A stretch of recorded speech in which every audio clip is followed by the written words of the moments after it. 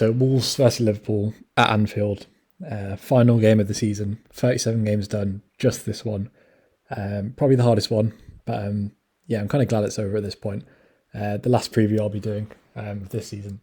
But yeah, look, obviously this is basically an impossible task. Of course, this is happening again. This happened a couple of years ago when Man City played Brighton and we played Liverpool, and they inevitably smashed us, and Man City beat Brighton. And I'm sure the same thing will happen again.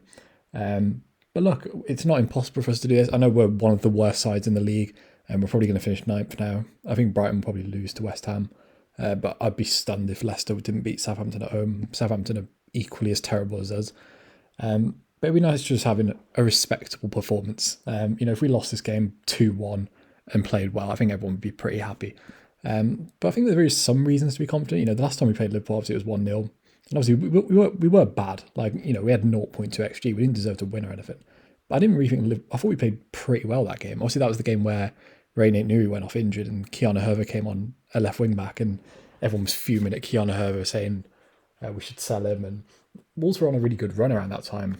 We just got a good point against Chelsea, then we had this game.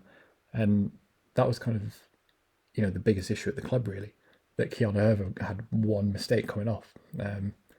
Shows how far things have dropped off really. But in that game, we played 3-4-3. Obviously Adama was in the lineup then with Hwang and Raul.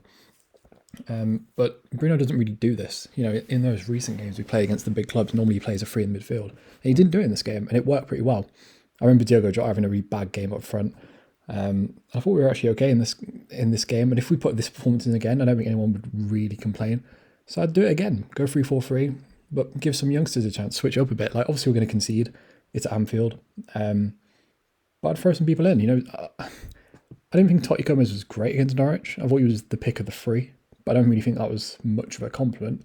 But I'd keep him in. Why not? Conor Cody you kind of have to keep in. And I don't really see the point in playing Willy Bolly. It just feels off the pace. So you might as well just drop Dendonk in there. I think Dendonk is a better centre-back than he is central midfielder. Personally, that's just my preference. You have to keep René Nuri in. I was listening to the ENS podcast, and they were saying you should put Marcel back in. No, sorry, I don't want Marcel anywhere near this side. Nuri's a young player. He's contracted to us. Blood him. This will only help him. Keep him in. There's no point not. Obviously, Neves and Coutinho, it could be their final games, which would kind of be sad, really. End of an era, but you keep both of them. And for me, you just pick the side with, the most youth and pace up front. Give Fabio Silva a game. I know he'll probably get eaten alive by Van Dijk and Matip, but so will Raul Jimenez. You might as well give Fabio Silva this game. At least he can turn and carry the ball a bit.